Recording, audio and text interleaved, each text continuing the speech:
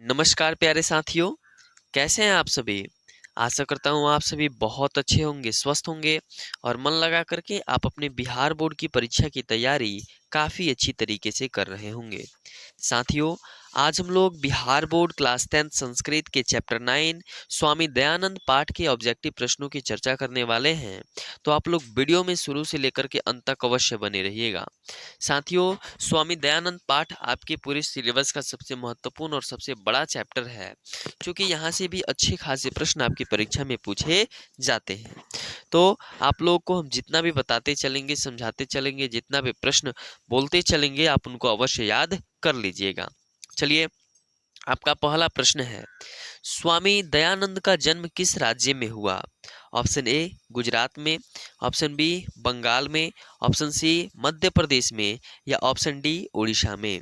तो जो स्वामी दयानंद जी है ना, इनका जन्म होता है गुजरात राज्य में। कहाँ पे होता है? गुजरात राज्य के टंकारा नामक प्रदेश में, टंकारा नामक गांव में इनका क्या होता है जी? जन्म होता है। स्वामी दयानंद एक बहुत बड़े समाज सुधारक थे। इन्होंने समाज की अनेक कुरीतियों, अनेक बुराइयों को क्या किया है? खत्म किया है। दूसरा प्रश्न है, स्वामी दयानंद का जन्म किस ग्राम में हुआ था? ऑप्शन ए गुजरात के भिखनटोला ग्राम में, ऑप्शन बी बिहार के एक दुर्गम गांव में, ऑप्शन सी गुजरात के टंकारा ग्राम में या ऑप्शन डी मध्य प्रदेश के सलेहपुर ग्राम में। तो देखिए, स्वामी दयानंद का जो जन्म है ना, वह गुजरात के टंकारा नामक गांव में हुआ था। इसलिए आपका option C is the right answer. चलिए, अब अगले प्रश्न की तरफ बढ़ते हैं और अगला तीसरा नंबर प्रश्न है कि स्वामी दयानंद का जन्म कब हुआ था? Option A 1862, option B 1825, option C 1824 या ऑप्शन डी 1890। तो जो स्वामी दयानंद जी है ना, इनका जन्म हुआ है 1824 ईस्वी में। कहाँ पे हुआ है बड़े भैया? गुजरात के टंकारा नामक ग्राम में। और एक शिवोपासक भगवान शंकर के बहुत बड़े उपासक कर्मकांडी परिवार में इनका जन्म हुआ था। चलिए, 4 नंबर प्रश्न है, स्वामी दयानंद थे क्या एक किसान थे, विद्वान थे, समाजोद्धारक थे या लेखक थे? तो स्वामी दयानंद एक समाजोद्धारक थे। इन्होंने समाज के उद्धार के लिए, समाज की उन्नति के लिए बहुत ही अत्यधिक प्रयास किया है। 5 नंबर प्रश्न है, आर्य समाज नामक संस्था के संस्थापक कौन थे? Option A Karamvir, option B Swami Birjanand, option C Swami Dayanand या ऑप्शन डी स्वामी दास। तो आर्य समाज नामक संस्था के संस्थापक जो है ना, वो स्वामी दयानंद है। और 1875 ईस्वी में महाराष्ट्र का जो मुंबई नामक शहर है ना, वहाँ पे आर्य समाज नामक संस्था की संस्थापना स्वामी दयानंद जी के द्वारा की गई थी। 6 नंबर प्रश्न है कि समाज में अनेक दूषित प्रथा का खंडन किसने किया है? ऑप्शन ए करमवीर ने, ऑप्शन बी स्वामी दयानंद ने, ऑप्शन सी स्वामी बिरजानंद ने और ऑप्शन डी स्वामी दास ने। देखिए, समाज में अनेक दूषित प्रथा का जो खंडन है वो स्वामी दयानंद जी ने किया है। कौन किया है? स्वामी दयानंद। और यह जो स्वामी बिरजानंद है ना, ये स्वामी दयानंद के क्या थे जी? गुरु थे, प्रज्ञा चक्षु थे। ठीक है, चलिए, 7 नंबर प्रश्न है कि भारतीय समाज को कौन दूषित कर रही थी? ऑप्शन ए शिक्षा, ऑप्शन बी अल्पज्ञान, ऑप्शन सी कुरीतियां या ऑप्शन डी इनमें से सभी।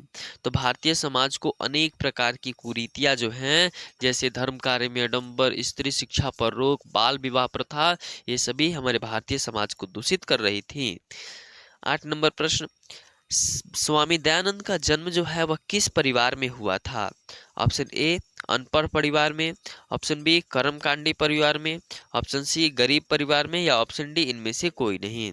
तो जो स्वामी दयानंद का जो जन्म है ना, एक कर्मकांडी परिवार में, शिवोपासक परिवार में हुआ था। Option B is the right answer. 9 number प्रश्न है कि स्वामी दयानंद का परिवार किसका उपासक था?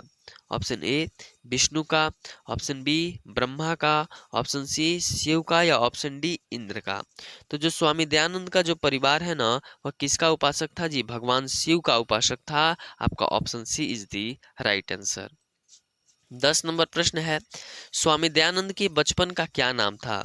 Option A Mool Shankar, option B Birju, option C Dayanidhi या ऑप्शन डी कुंदन। तो स्वामी दयानंद के बचपन का क्या नाम था जी? मूल शंकर नाम था। इसको भी आप लोग याद रखिएगा कि स्वामी दयानंद के बचपन का क्या नाम था? मूल शंकर नाम था। 11 नंबर प्रश्न है कि स्वामी दयानंद की प्रारंभिक शिक्षा किस भाषा में हुई थी? जो स्वामी दयानंद की जो शुरू-शुरू में पढ़ाई है, वह किस भाषा में हुई थी? हिंदी में, मराठी में, अंग्रेजी में या संस्कृत में? तो स्वामी दयानंद की जो प्रारंभिक शिक्षा है ना, वह संस्कृत भाषा में हुई थी। आपका option D is the right answer. 12 number प्रश्न है कि स्वामी दयानंद ने किस संस्था की स्थापना की? ऑप्शन ए ब्रह्म समाज की, ऑप्शन बी मानव समाज की, ऑप्शन सी पशु समाज की या ऑप्शन डी आर्य समाज की। तो स्वामी दयानंद जो है ना, वह आर्य समाज नामक संस्था के संस्थापक थे। कहाँ पे इसकी स्थापना हुई थी? मुंबई में हुई थी। 13 नंबर प्रश्न कि स्वामी दयानंद ने किस धर्म के प्रचार प्रसार पर बल दिया? ऑप्शन ए है सनातन धर्म, ऑप्शन बी है मुस्लिम धर्म, ऑप्शन सी है वैदिक धर्म या ऑप्शन डी है सिख धर्म। तो जो स्वामी दयानंद जी थे ना, वह वैदिक धर्म के प्रचार प्रसार में अपना बहुत ही बल दिया था, बहुत ही अत्यधिक योगदान दिया था। Option C is the right answer. 14 number प्रश्न है कि स्वामी दयानंद ने अपने सिद्धांतों का संकलन किस ग्रंथ में किया? ऑप्शन ए सत्यार्थ प्रकाश में, ऑप्शन बी महाभारत में, ऑप्शन सी गीता में या ऑप्शन डी मेघदूत में। तो जो स्वामी दयानंद है ना, उन्होंने अपने सिद्धांतों का जो संकलन है ना, वो सत्यार्थ प्रकाश में किया था, वो भी राष्ट्रभाषा हिंदी। राष्ट्रभाषा हमारी क्या है? राजकीय भाषा हिंदी है। ठीक है, तो सत्यार्थ प्रकाश में राजकीय भाषा में राष्ट्रभाषा में किया था। 15 नंबर प्रश्न है कि सत्यार्थ प्रकाश के लेखक कौन थे? Option A Vivekanand, option B Swami Dayanand, option C Swami Birjanand या ऑप्शन डी इनमें से कोई नहीं। तो सत्यार्थ प्रकाश के लेखक जो हैं वो स्वामी दयानंद थे।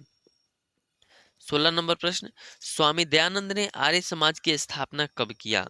Option A 1824, option B 1870, option C 1875 या ऑप्शन डी 1890।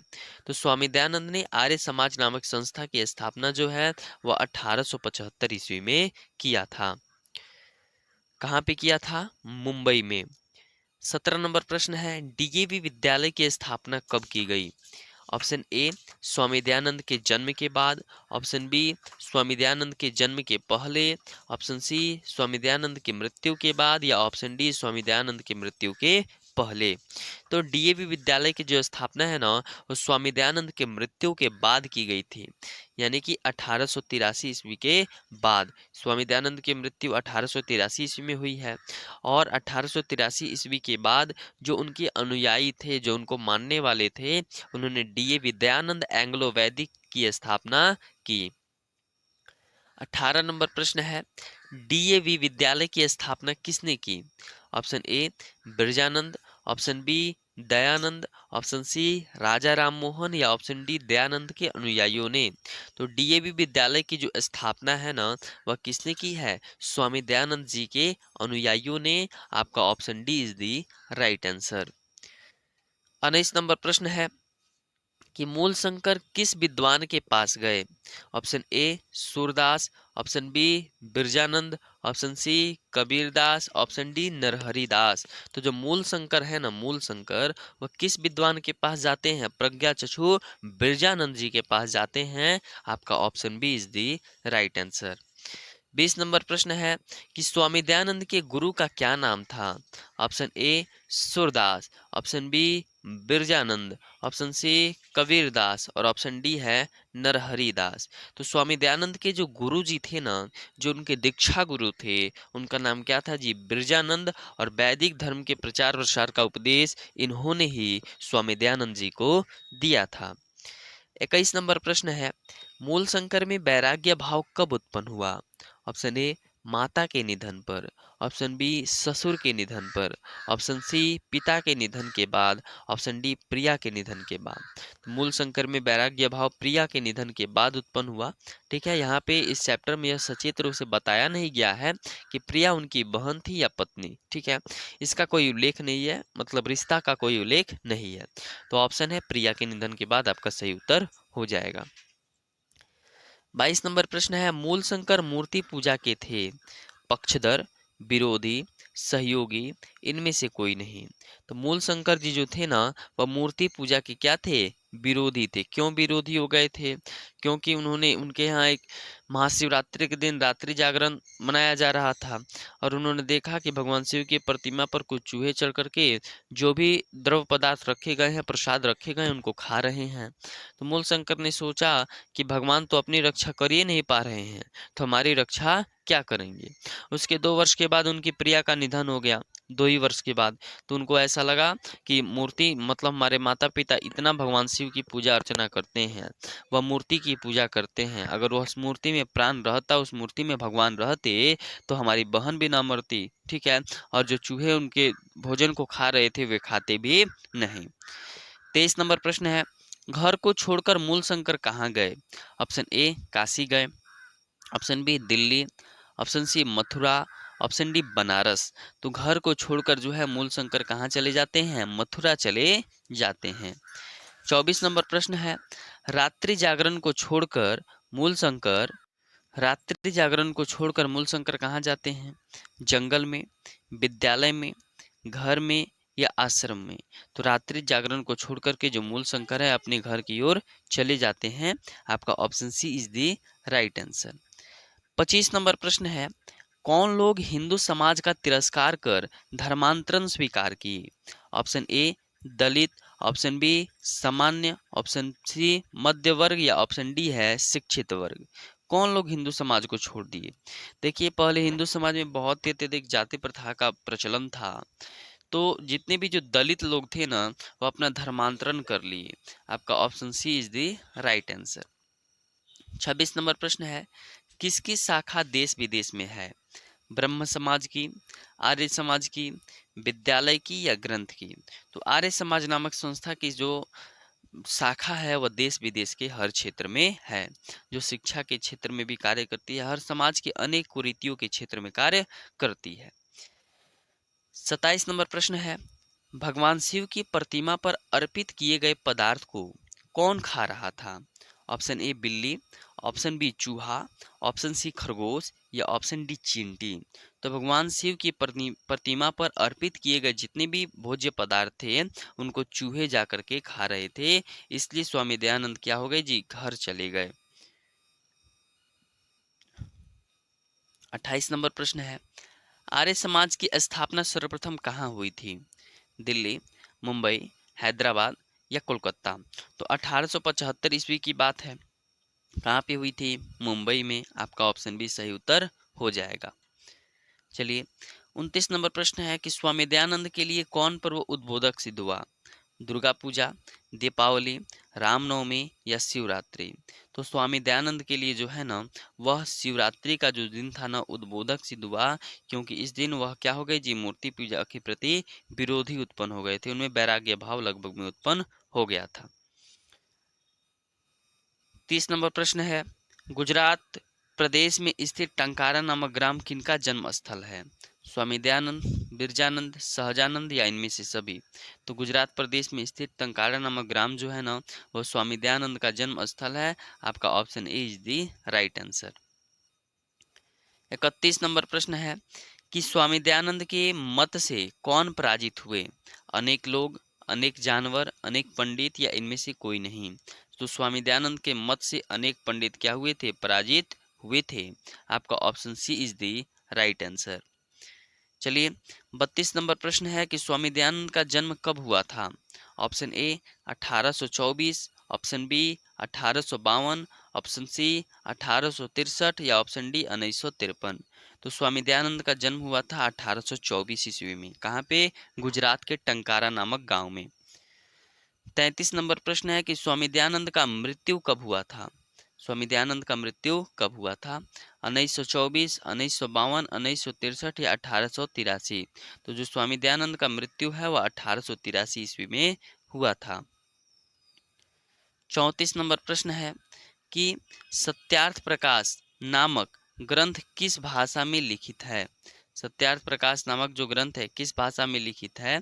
आपका ऑप्शन ए है राष्ट्रभाषा, ऑप्शन बी है राजभाषा, ऑप्शन सी है ग्रामीण भाषा या ऑप्शन डी है इनमें से कोई नहीं। तो सत्यार्थ प्रकाश नामक जो ग्रंथ है ना, वह किस भाषा में लिखा गया है? राष्ट्रभाषा में लिखा गया है। आपका option A is the right answer. ठीक है, चलिए अब अगले प्रश्न की तरफ बढ़ते हैं और अगला 35 नंबर प्रश्न है कि स्वामी जो बिरजानंद थे वह कैसे विद्वान थे?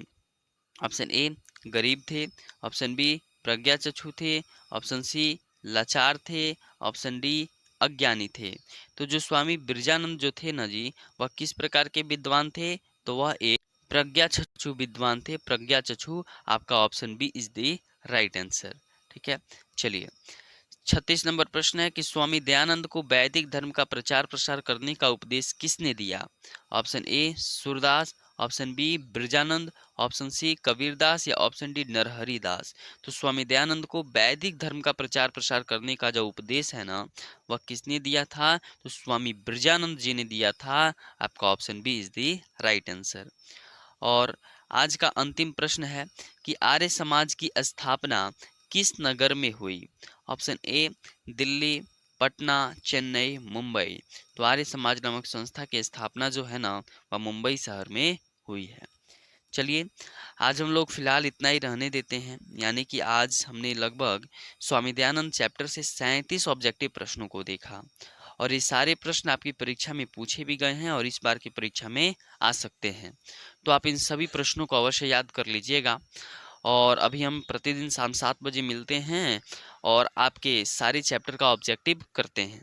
ठीक है, यानी चैप्टर वाइज अब कल हम लोग शाम के 7 बजे 10वें अध्याय मंदाकिनी वर्णम पाठ का ऑब्जेक्टिव प्रश्न को पढ़ेंगे। बहुत बहुत धन्यवाद, मिलते हैं अगले वीडियो में।